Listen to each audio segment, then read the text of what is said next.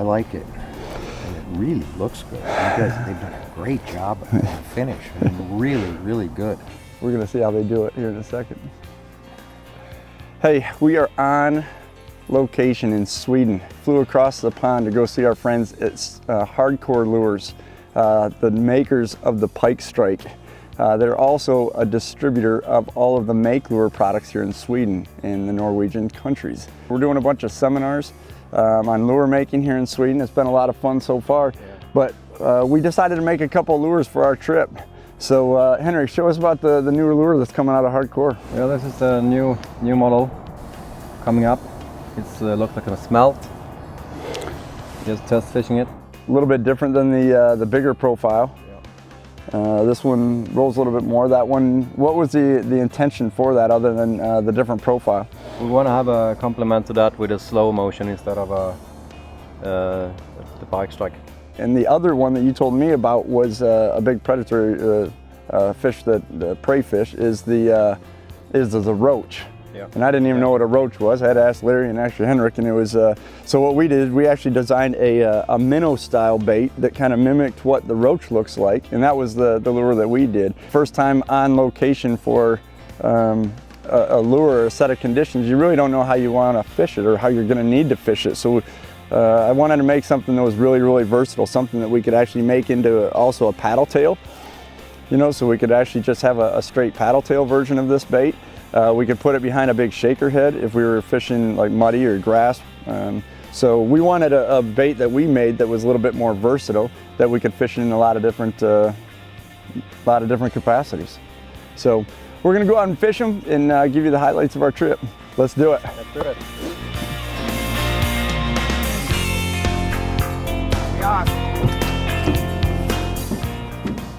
To the casual observer, these two lures look an awful lot alike, but they are subtly different, and subtle differences sometimes can make the difference between success and failure. Now look at the two tails of these lures.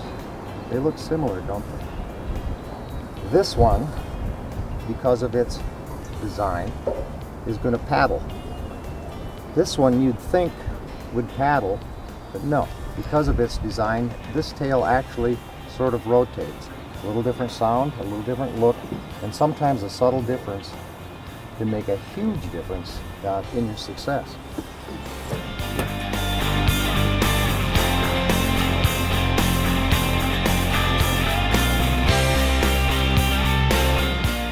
You know, all commercial lures, if you expect to achieve wide-range commercial success, have to be kind of a compromise between what works here or here or here or here or here.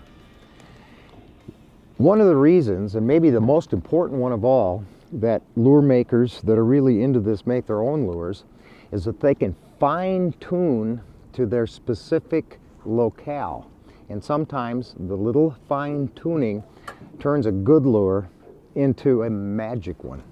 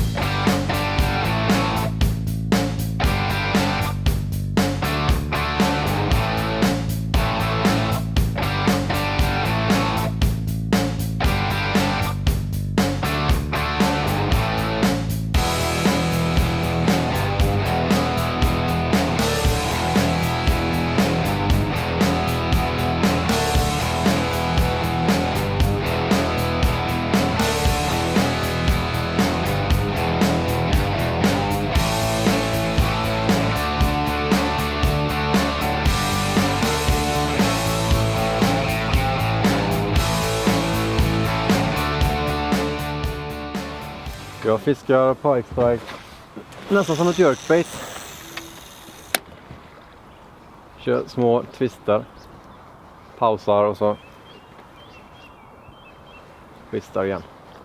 Framförallt på Pike Strike ska man inte vara orolig att den ska inte simma rakt. Den ska simma så oregelbundet som möjligt. Det är det absolut bästa. Så dra till sig stora fiskar. Det är så vi fått bäst på den.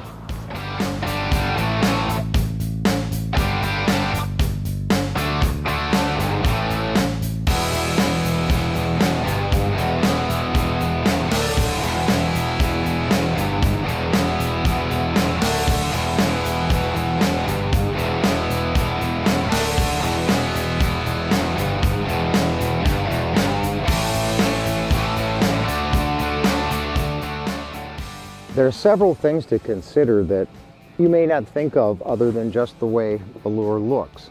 More important often is what it does. What a lure does depends on a number of different things. One is buoyancy or specific gravity. Another is the center of gravity. A third is the shape, and that all comes down to where are the control surfaces on the lure. What a lure does in the water is going to be dependent upon all of those things.